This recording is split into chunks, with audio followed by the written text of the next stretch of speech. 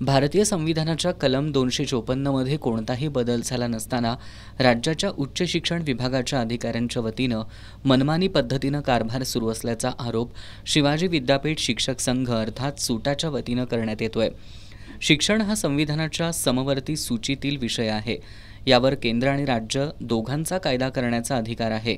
मात्र एकाच विषयावर केंद्र आणि राज्य दोघांनी कायदा केला तर त्यात केंद्राचा कायदा अंतिम मानला जातो। अशाच पद्धतीनं केंद्राच्या विद्यापीठ अनुदान आयोगाच्या अनेक आदेशांचा आपल्या पद्धतीनं अर्थ लावत राज्याच्या उच्च शिक्षण विभागातील संचालक तसंच सचिव स्तरावरील अधिकारी मनमानी पद्धतीनं नियम लादतायत असा आरोप करत सूटानं अशा अधिकाऱ्यांवर कारवाई करण्याची मागणी केली आहे। या मागणीसाठी आज शिवाजी विद्यापीठाच्या प्रवेशद्वारासमोर निदर्शनं करत ठिय्या आंदोलन केलं। कुलगुरू डॉक्टर डी.टी. शिर्के यांना मागण्यांचं निवेदन देण्यात आलं। सूटानं याबाबत उच्च आणि तंत्रशिक्षण मंत्री चंद्रकांत पाटील तसंच मुख्यमंत्री एकनाथ शिंदे यांचंही याकडे लक्ष वेधलंय। मात्र यावर अद्याप कोणतीही कार्यवाही झालेली नाही। सूटाच्या पदाधिकाऱ्यांनी आजच्या आंदोलनाचीही शासनानं दखल घेतली नाही तर भविष्यात काम बंद तसंच परीक्षांवर बहिष्कार टाकण्याचं आंदोलन करू असा इशारा दिलाय।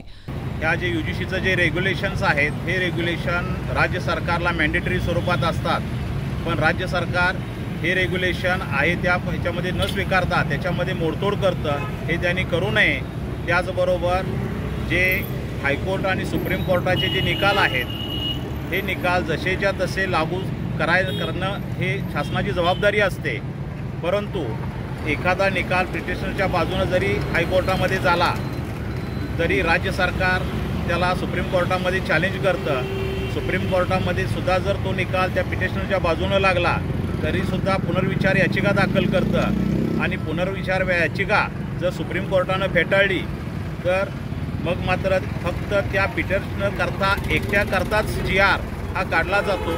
वास्तविक पाहता हायकोर्ट आणि सुप्रीम कोर्टाचे जे निकाल आहेत हे कायदा म्हणून त्याला कायद्याचं स्वरूप प्राप्त होतं, परंतु राज्य शासन हे मान्य करीत नाही। सिटीमध्ये आज या ठिकाणी आंदोलन करता आहेत। तिथून पुढे जर आमच्या मागण्या मान्य झाल्या नाहीत तर तीव्र स्वरूपाचं आंदोलन आम्ही पुढे करणार आहोत। यामध्ये परीक्षा बहिष्कारासारखे आंदोलन सुद्धा पुढे होणार आहेत। सूटाचे अध्यक्ष डॉक्टर R.K. चव्हाण, सिनेट सदस्य डॉक्टर B.S. सातपुते, समन्वयक प्राध्यापक T.V. स्वामी, प्राध्यापक सुधाकर मानकर यांच्यासह सूटाचे पदाधिकारी आणि सदस्यांनी या आंदोलनात सहभाग घेतला।